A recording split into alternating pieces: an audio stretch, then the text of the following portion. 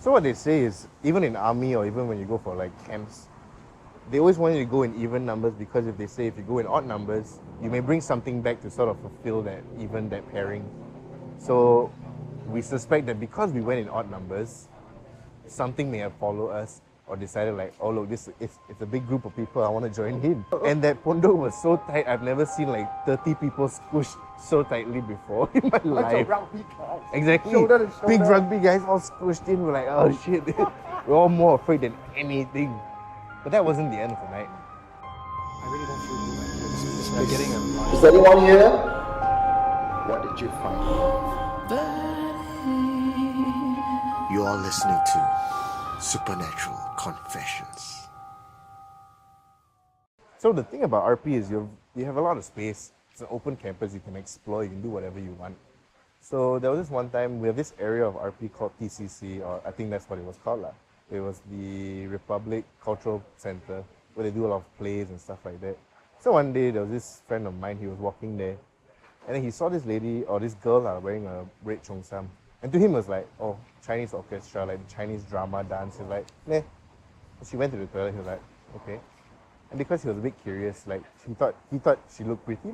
So, of course, you know, when you're a poly kid, you want to kind of find out who was there. So he had another friend who was in that CCA, and he went to ask her like, hey, y'all have training today, is it? She was like, no. He's like, no, just now I saw someone wearing a red cheongsam went to the toilet. Then she was saying, but we don't have training first of all, but we also don't have a red cheongsam. We don't keep red, purposely we don't keep red. He was like, well, then he was just, nope. And okay, this was my own personal story. So back then I was playing rugby. I was vice captain of the team. And every other year we would have like a camp. So in the camp, the previous year, what happened was that someone was possessed. So where the field is, they sit around the field at that point in time, like just to catch, you know, like when kids are, they just camping, tell stories, talk to each other. So they were doing that in a giant circle in the middle of the school field. And they're just talking. And one of our friends suddenly was just saying, guys, there's someone like outside the boundary of the circle. There's something like hopping around behind. And my friend asked, like, what are you seeing? I don't see anything. He said, just like a black shadow, like just hopping outside the border. And he was like, then my friend, because you know how they always say, if you see something, don't say anything, just keep quiet. Like, no, you just ignore it, don't do anything, don't say anything, just leave it. And then he was like, okay, fine. And they'll continue doing the stuff. Maybe like 10 minutes later, he started laughing. The guy who saw it, he started laughing and like hysterically laughing and crying, like a mix of both emotions. And they were like, oh my God, what's going on? What the hell do we do? And start panicking. And luckily we had one friend who, he was quite into this kind of spiritual stuff. So he brought him in, started praying, saying verses of the Quran, and did that stuff. Later he came out. He came out and asked everybody else, who dirtied the school field? Like, who dirtied the field? Nobody wanted to admit. Then he asked, I'm asking you again, who dirtied the school field? Then two guys raised up their hands. Then he asked, what did you do? And he said, oh, we went to the corner of the field, we just pee, we smoke, we throw our stuff there, but we never say anything, never say sorry, never say anything. Then he said, I want you to go there, you say sorry, you clean up your mess, and then you come back. So they guessed that what happened was he was possessed because the spirits weren't happy. And that was the corner of that field, is right next to that is a forest. And there was areas that were cleared before.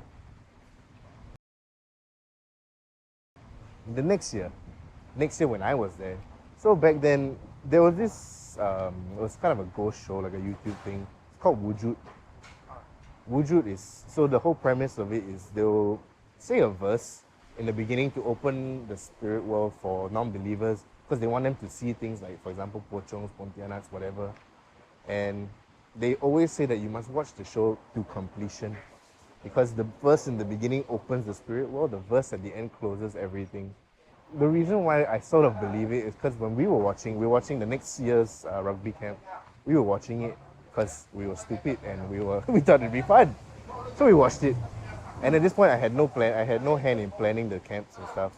So we were watching it halfway. And then suddenly, the captain back then, he said, guys, let's go. We went for a night walk. We were like, what should we do? Me and my friend was saying, hey, we cannot just press pause now, no, we need to do something. Then he's like, never mind, don't want to get scolding, right? So you press pause, leave it. We went out.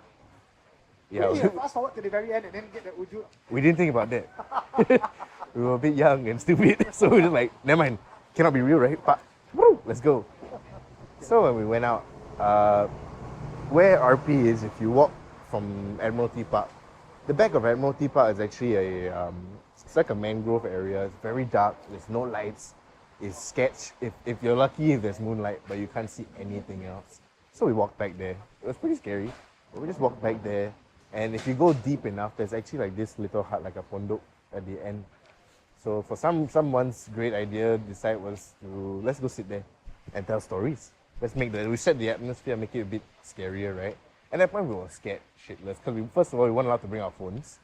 They didn't want us to have lights, so we went to sit in the pondok. Okay, can. So we were sitting there, and stories were being told and stuff like that. In the middle of the story, the same guy who in the previous year got possessed, he was sitting next to me. And there was another group of people behind because I didn't want to sit at the edge in case someone grabbed me. So, so I was just sitting there listening to the stories, and he suddenly just turned around real quick. He's like, huh? I was like, what the heck? And the guy behind him tapped his shoulder and said, look forward. I heard also, but look forward, don't say anything. Then everything was wrapped up. We were even worse, we were like even more afraid. But this time we're walking back. And at this point, I must remind you, I was already working in the zoo. I've heard all sorts of animal sounds. I know what local animals are like. I've heard all kinds of sounds before. So we're walking at Admiralty Park and at the back the mangroves. So we reached this clearing. I remember this clearing was very weird. It was like a rectangular shape and there was nothing there. And me, I was walking with my buddy. We were just walking there and I just heard this guttural like growl. It was, I've never like froze for a minute to be like, what the hell is that? Can you give us a demonstration of how it I can't, because that's the thing. It was so guttural and it was a sound that I've never heard before. It was really just from so deep, and it didn't even sound nice. It wasn't like a warning.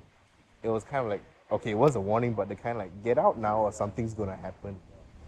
So I was walking and then the best part, my buddy heard it. We both turned and we were like, my buddy was like, nope, let's go.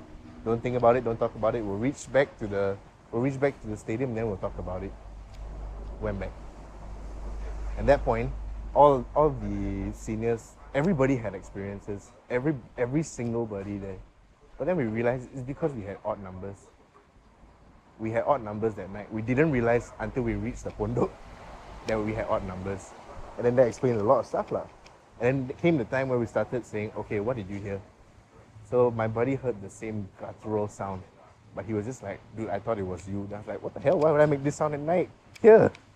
The other two that were sitting next to me, the guy who was possessed said, when they were telling the stories, like at the climax of one of the stories, he said he heard behind him there was this lady who was giggling just in the woods. Because right behind there was legit woods.